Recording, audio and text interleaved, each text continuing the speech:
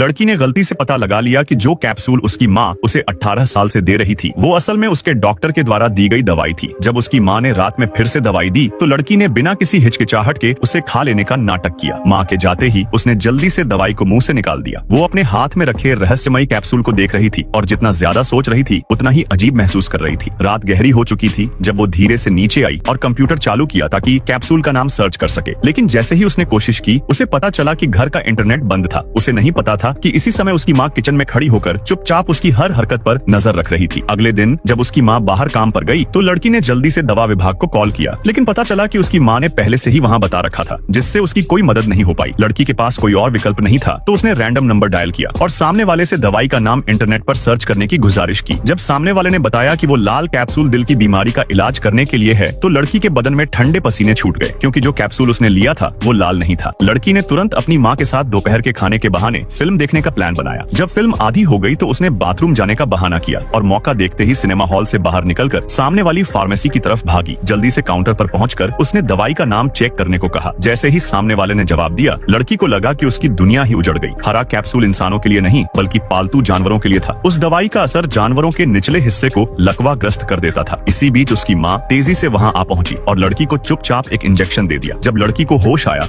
तो उसने टेबल पर खाना रखा देखा। वो तुरंत दरवाजा खोलने दौड़ी, लेकिन पाया कि दरवाजा बाहर से बंद था। जल्दी से चाबी उठाई और ताला खोलने की कोशिश की, लेकिन कुछ नहीं हुआ। उसे समझ आया कि दरवाजा बाहर से फंसा हुआ है। फिर उसने खिड़की खोली और बाहर झांका। उसने पहले खाना खाया ताकि थोड़ी ऊर्जा मिले, फिर मुंह में पानी भरा और अपने औजार लेकर खिड़की से बाहर निकल गई। धीरे धीरे रेंगते हुए वो अपनी माँ के कमरे तक पहुंची। पहले उसने सोल्डरिंग आयरन से कांच में छेद किया, फिर मुंह से पानी छिड़का जिससे कांच तुरंत टूट गया। लेकिन जैसे ही वो कमरे में घुसी अचानक उसका अस्थमा भड़क उठा।